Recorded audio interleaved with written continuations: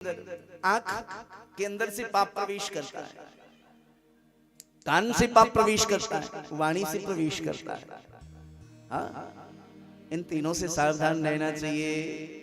गणिका को पुरुष के साथ संसर्ग करते हुए देख लिया, मन बिगड़ गया। इतने बड़े महापुरुष अजामिल तपस्वी, एक झटके में सब सत्यानाश हो गया। गणिका को घर में ले आए।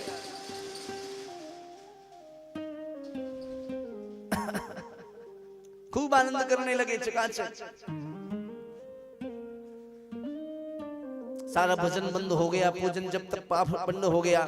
एक बार फिर से कहूं, सदकर्म कभी नष्ट नहीं होता। संतों की एक टोली अयोध्या से वृंदावन जा रही थी। अंधकार हो गया, सोचे रात्रि कहाँ विश्राम करे। एक पुरुष खड़ा था, उससे पूछा, भैया यहाँ कोई भक्त वैष्णव का घर है क्या? पुरुष मन चला था, मन में सोचा ऐसे व्यक्ति के घर भेजूंगा कि जिंदगी भर याद रखोगे बाबा जी। हैं? कोई काम नहीं है, तबूरा उठाया, तानपुरा उठाए कि राम राम राम राम, खुद भी बर्बाद हो और लोगों को भी बर्बाद करते हो। नास्तिक लोग ऐसे ही होते हैं। बोले चले जाओ जामिल के घर में, बड़ा वैष्णव है। संत बेचारे भोले भाले सीधे साधे पहुंचे। आवाज लगाई सांकर की, देवी। सामने में संतों को देखा, हृदय गदगद हो गया।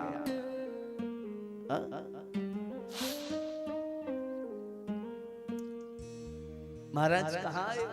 बोले ये अजामिल भक्त का घर है। बोले अजामिल भक्त का नहीं, डाकू अजामिल का घर है। देवी अब क्या करूं, इतनी रात को कहाँ जाऊंगा? साथ में ठाकुर जी भी हैं, छोटे छोटे संत भी हैं। गणिका ने कहा, महाराज मेरी माँ संतों की बड़ी महिमा गाती थी, परम सौभाग्य की आपका दर्शन हुआ। पास में गौशाला है अजामिल जी का, आप वहीं विराजो। और मैं भोजन बना के नहीं दे सकती, पर सीधा दे सकती हूँ, सूखा अन्न दे सकती हूँ। सूखा अन्न प्रदान किया। संतों ने महाराज टिक्कड़ बनाई, ठाकुर जी को भोग लगाया।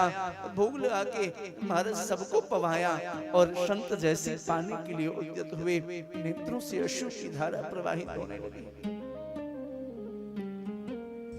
इस पापी के अन्न को खाऊंगा और जीव का कल्याण नहीं होगा तो जीव की संतों के प्रति श्रद्धा समाप्त हो जाएगी। भगवान से प्रार्थना किया, सरकार अजामिल का कल्याण करना। संत जो होते हैं वो हाथी के समान नहीं, गाय के समान होते हैं। हाथी में और गाय में क्या फर्क होता है? हाथी क्या खाता है? जोर से बोलो। गुड़ खाता है, गन्ने खाता है, बढ़िया बढ़िया माल खाता है, बदले में क्या देता है? कुछ नहीं। गाय क्या खाती है? बस खाती है, हाँ, चारा खाती है, बदले में क्या देती है? जोर से बोलो। दूध देती है, दही देती है, घी देती है, हाँ? न जाने क्या क्या देती है।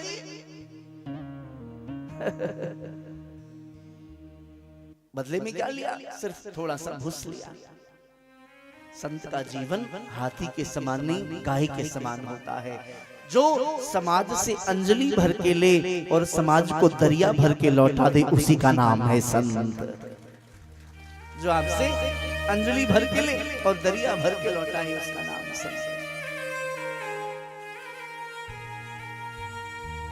देर रात्रि में जामिल आया, कीर्तन की आवाज सुनी, बाबा जल्दी निकलो बाहर। बोले आपकी पत्नी ने रखा है। बोले सुबह को चले जाना। सुबह में भी संत भजन कीर्तन करने लगे। जामिल आया, जल्दी से जाओ। बोले ऐसे कैसे जाऊंगा? अरे कुछ तो दो, भोजन तुमने कराया है, भोजन के बाद दक्षिणा दी जाती है। अजामिल ने कहा, आपका लोटा सोटा कमंडल लंगोटा अंबर कंबर पाट पटंबर सुरक्षित है, भगवान की कृपा समझो, यही दक्षिणा समझ लो। हाँ? ये अंबर कंबर पाट पटंबर लोटा सोटा कमंडल लंगोटा मैंने नहीं चुराई है, भगवान की बड़ी कृपा। अरे मैं कोई धन की बात नहीं कर रहा, बस इतना पूछ रहा कि कितने बालक हैं आपके? बोले 9 हो गए, 10वां होने वाला है। बोले बस मेरी एक आग्रह है, निवेदन है, स्वीकार कर लो। क्या? बोले 10वें का नाम नारायण रख देना।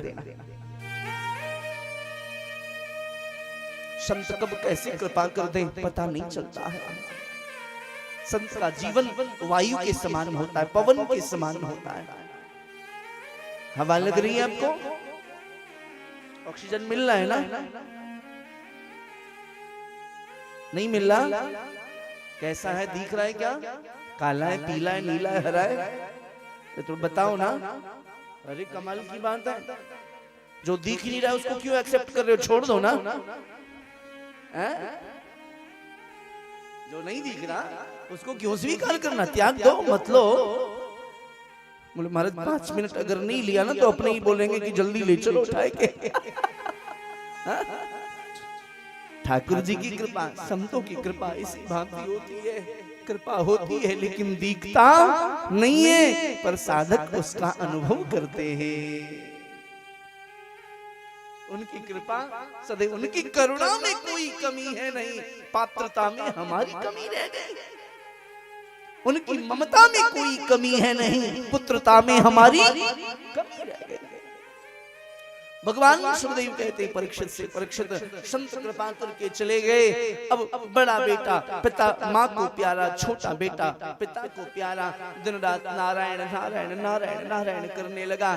धीरे धीरे पाप जल करके भस्म होने लगे। भगवान नाम जपने से महाराज जन्म जन्म के पाप जल करके भस्म हो जाते हैं। गुरु नानक देव कहते हैं, नानक नन्ही है रहो जैसी नन्ही तू।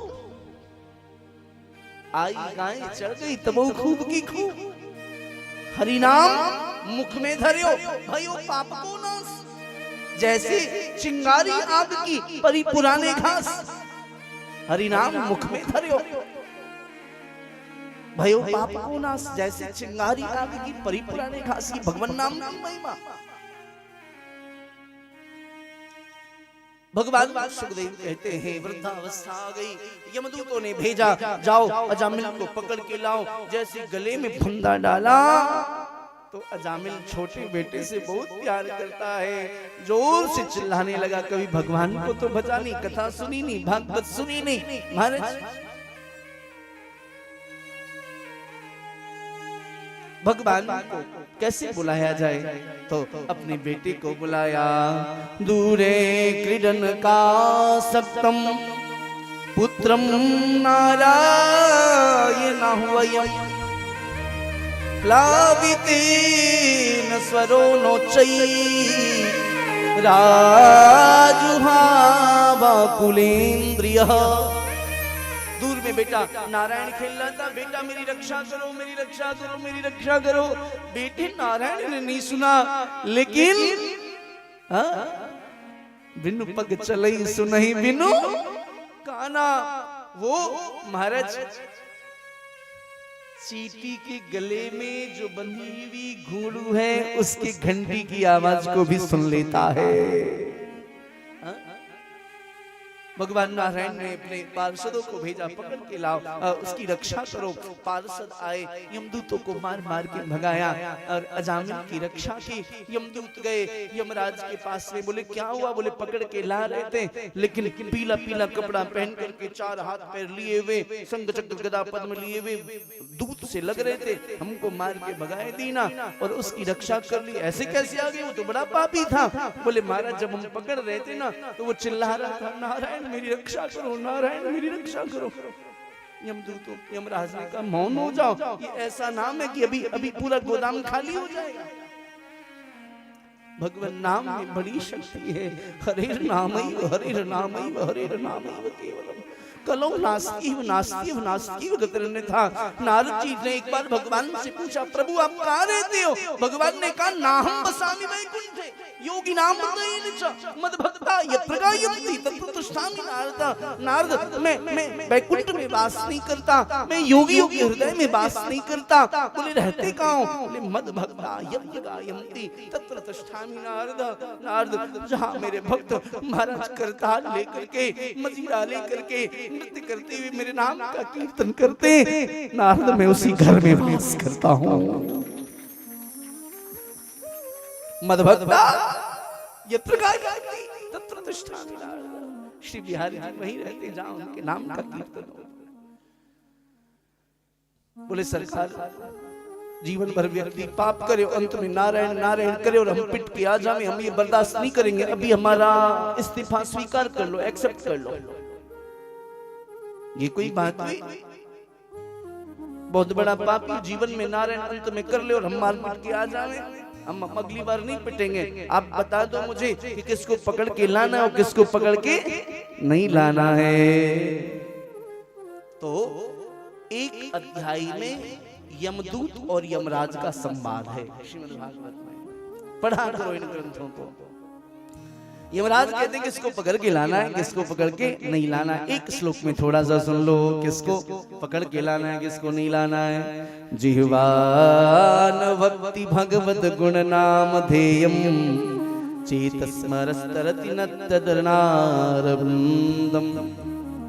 यमराज कहते हैं भैया जिसकी वाणी कभी भगवान नाम न गावे, जिसके कान कथा नहीं सुने, जिसके चरण परिक्रमा न करे, तीर्थाटन न करे, जिसके हाथ कभी गुरुजनों की सेवा न करे, बड़ों की सेवा न करे, कभी दान न करे, बोले ऐसे जीव को पकड़ के ले आना।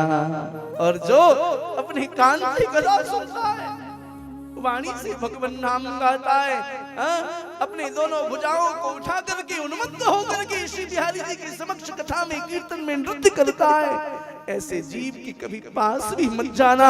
बोले क्यों? बोले तुम भी स्वर्ग में पहुंच जाओगे, तुम हमारे नहीं रह जाओगे। ये भगवान नाम की महिमा। अजामिल को अपनी गलती का बहुत पश्चाताप हुआ, बोले अपने बेटे का नाम लिया तो कल्याण हो गया, वास्तव में नारायण का नाम लिया होता तो कितना अच्छा होता।